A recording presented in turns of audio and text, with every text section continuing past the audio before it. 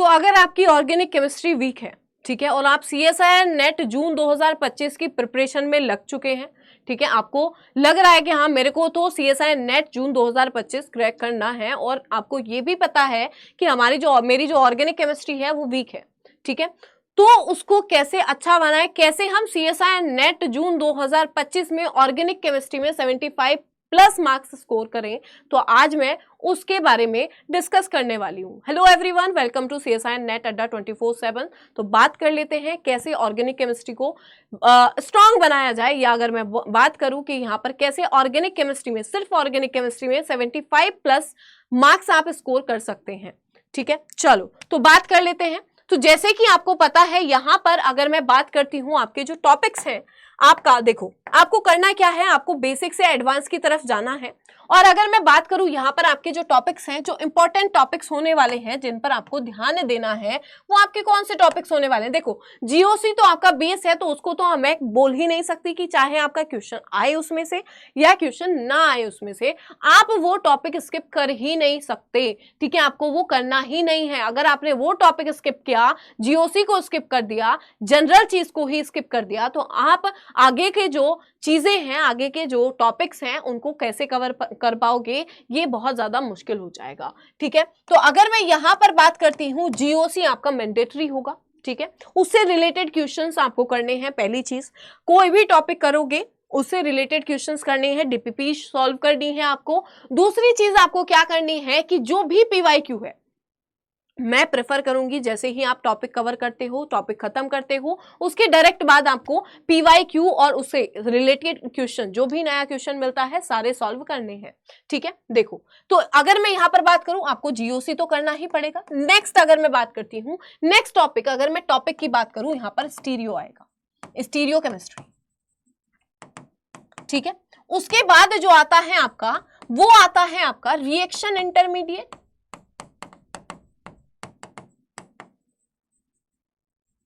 ठीक है। नेक्स्ट जो आपका टॉपिक आता है वो आता है रिएक्शन मैकेनिज्म। इसी सीक्वेंस में बात कर रही हूं, जिस सीक्वेंस से हम ऑर्गेनिक केमिस्ट्री से डील करते हैं जब CSIR नेट की बात आती है, ठीक है। रिएक्शन मैकेनिज्म, ठीक है। फोर्थ की अगर मैं बात करूं तो यहां पर आ जाता है आपका क्या, आपका आता है यहां पर रिएजेंट, ठीक है। एंड नेक्स्ट आता है आपका यहां पर नेम रिएक्शन, ठीक है। नेक्स्ट आता है यहां पर आपका पेरिसाइक्लिक रिएक्शन। नेक्स्ट की अगर मैं बात करूं यहां पर पेरिसाइक्लिक के साथ साथ यहां आती है organic photochemistry,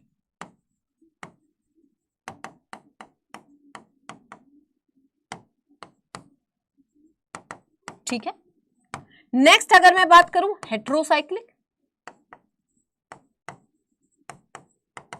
and last one, ठीक है, और इंपॉर्टेंट वन जो है आपका वो है ऑर्गेनिक स्पेक्ट्रोस्कोप,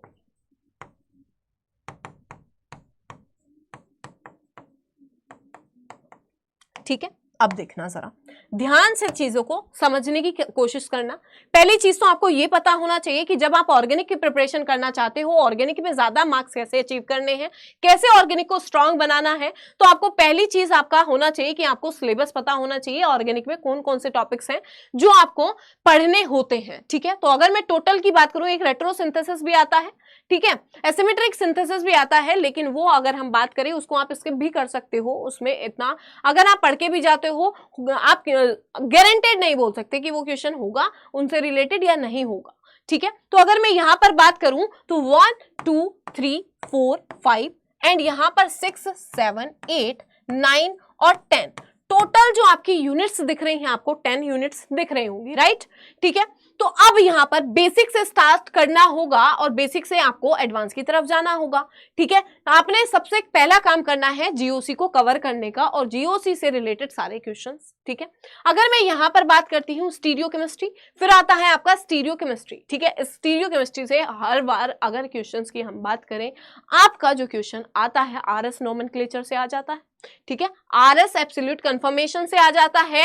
नेक्स्ट अगर मैं बात करूं, यहां से आपको कोई भी एक स्ट्रक्चर दे दी जाएगी और उसमें बोला जाएगा ये किस फॉर्म में स्टेबल होती है, चेयर फॉर्म में, क्लिप्स्ड में, ठीक है, बोट में, ट्विस्ट बोट में, वो वाला, ठीक है। तो अगर हम बात करें स्टीरियोकेमिस्ट्री, अब देखो हर चीज में जब भी ऑर्गेनिक केमिस्ट्री की बात आती है, आपको पहली चीज टॉपिक खत्म करना है, मैंडेटरी हो जाता है आपको टॉपिक खत्म करना, और दूसरी चीज उसके साथ साथ उससे रिलेटेड सारे क्वेश्चंस को कवर करना, ठीक है, मैक्सिमम क्वेश्चंस को कवर करना, स्पेशली पीवाईक्यू तो छोड़ना ही नहीं है। एटलीस्ट 10 ईयर का पीवाईक्यू आपको सॉल्व करना है हर एक टॉपिक से रिलेटेड, जो भी आप ऑर्गेनिक केमिस्ट्री का टॉपिक, इनऑर्गेनिक का या फिर फिजिकल का आप जो भी टॉपिक तैयार कर रहे हो उससे रिलेटेड एटलीस्ट लास्ट 10 ईयर के आपको पीवाईक्यू सॉल्व करने ही करने चाहिए, ठीक है, अगर किसी भी चीज को आपको स्ट्रॉन्ग करना है तो, ठीक है। नेक्स्ट आता है आपका रिएक्शन इंटरमीडिएट। अब यहां पर सीक्वेंस वाइज पढ़ना इसलिए जरूरी है क्योंकि यहां पर सीक्वेंस वाइज मैंने क्यों बताया है, क्योंकि जैसे जैसे आगे बढ़ोगे, अगर जीओसी बात करी तो ये इसमें भी इन्वॉल्व होगी, इसमें भी इन्वॉल्व होगी, इसमें भी होगी और इसमें भी होगी, ठीक है। बाकी जो चीजें बची हुई हैं उनमें भी जीओसी इन्वॉल्व होने वाली है, ठीक है। स्टीरियोकेमिस्ट्री फिर हम क्यों बताते हैं, जब स्टीरियोकेमिस्ट्री की बात आती है तो आपको पता होना चाहिए कि अच्छा ये फॉर्म ऐसे भी एग्जिस्ट कर सकती है और ऐसे भी एग्जिस्ट कर सकती है, क्योंकि आने वाले टाइम में आपको यहां पर स्टीरियोकेमिस्ट्री से रिलेटेड क्वेश्चंस मिलेंगे। जब आप रिएक्शंस की बात करोगे, रिएक्शन मैकेनिज्म की बात करो, पेरिसाइक्लिक की बात करो, नेम रिएक्शन की बात करो, तो आपको पता होना चाहिए, ठीक है। फिर आप यहां से स्टीरियोकेमिस्ट्री कवर करोगे और उसके बाद बेसिक से एडवांस की तरफ आपको कवर करना है। नेक्स्ट फिर आपको 10 इयर्स के एटलीस्ट पीवाईक्यू करने हैं। पहले आपका काम होना चाहिए पीवाईक्यू, उसके बाद आपको अदर क्वेश्चंस अगर मिलते हैं तो आप वहां से करिएगा, ठीक है। हाँ, रेफरेंस बुक के क्वेश्चंस भी आपको करने पड़ेंगे। आप जैसे जैसे देख रहे हैं, आपको पता है लास्ट 3 इयर्स का अगर आप पेपर एनालिसिस करोगे तो आपको पता चल जाएगा कि जो पेपर का लेवल है वो बढ़ता चला जा रहा है, ठीक है। पहले जून का पेपर थोड़ा हार्ड आता था, अब दिसंबर का पेपर जून के लेवल का आ रहा है, तो सोचो जून का लेवल जो होगा वो और भी थोड़ा ज्यादा डिफिकल्ट होने वाला है, ठीक है। मैं आपको कोई भी ऐसा डिमोटिवेशन तो नहीं देना चाह रही हूँ, लेकिन मैं आपको थोड़ा सा रूबरू कराना चाह रही हूँ कि हाँ भाई, कान खोल के बैठो, आंखें खोल के बैठो, ठीक है। मुंह खोल के नहीं बैठना है, बस कान और आंखें खोल के बैठोगे और दिमाग खोल के बैठोगे तो आपको चीजें समझ में आ जाएंगी कि अगर दिसंबर का पेपर देखोगे तो जून लेवल का पेपर आया था और आने वाला पेपर तो और भी टफ आ सकता है, क्योंकि जून का हमेशा थोड़ा सा हार्ड आता है, ठीक है। उसके बाद आपका काम होगा रिएक्शन इंटरमीडिएट को करने का। फिर से सीक्वेंस वाइज ही करना है आपको। रिएक्शन इंटरमीडिएट क्यों कर रहे हैं, क्योंकि अगर आपको यहां रिएक्शन मैकेनिज्म पर मूव करना है तो आपको इंटरमीडिएट का पता होना चाहिए, उसकी स्टेबिलिटी का पता होना चाहिए, कैसे डिफाइन करेंगे हम इसकी स्टेबिलिटी, ठीक है। और यहां पर जब आप बात करोगे ना, यहां आपकी SN1 SN2 रिएक्शन आएंगी, ठीक है, यानी कि आपके एलिमिनेशन रिएक्शन भी आने वाली है, सब्स्टिट्यूशन रिएक्शन भी आने वाली है, तो उसमें यहां पर स्टेबिलिटी की बात आ जाती है और वो स्टेबिलिटी निकालना आप सीखोगे यहां से, ठीक है, यहां से। और इसके कुछ कुछ कॉन्सेप्ट इसमें भी यूज होंगे, क्योंकि जब भी बात करते हैं, जब आप इसकी बात करो, इसकी बात करो, इसकी बात करो और इसकी बात करो, तो ये 4 टॉपिक्स आपके ऐसे हैं जिनमें कंबाइंड होके क्वेश्चन आता है। तो आप अगर किसी एक को भी छोड़ रहे हो तो वहां आपका ड्रॉबैक आ जाता है बेटा, किसी एक टॉपिक को। इनफैक्ट अगर आपने इसको भी छोड़ दिया ना, इसको भी, इन दोनों को मैं अलग रख रही हूं, इन दोनों की अलग ही हिस्ट्री, ज्योग्राफी जो भी बोलो या केमिस्ट्री, इन दोनों की अलग है, इनको हम अलग अलग बात करेंगे, ठीक है। ये अपने आप में अपनी अलग केमिस्ट्री लेके बैठे हुए हैं, ठीक है। लेकिन अगर आप कोई भी रिएक्शन वाला टॉपिक करना चाह रहे हो, या हेटेरोसाइक्लिक हो, नेम रिएक्शन हो, रिएजेंट हो, रिएक्शन मैकेनिज्म हो या रिएक्शन इंटरमीडिएट हो, अगर आपने रिएक्शन इंटरमीडिएट छोड़ा, यहां पर आप मार खाओगे। अगर आपने रिएक्शन मैकेनिज्म छोड़ा, यहां पर आप मार खा सकते हो। अगर आपने रिएजेंट छोड़ दिया तो आप यहां भी मार खाओगे, आप यहां भी मार खाओगे, आप यहां भी मार खाओगे, और इसमें तो खाओगे ही खाओगे, ठीक है।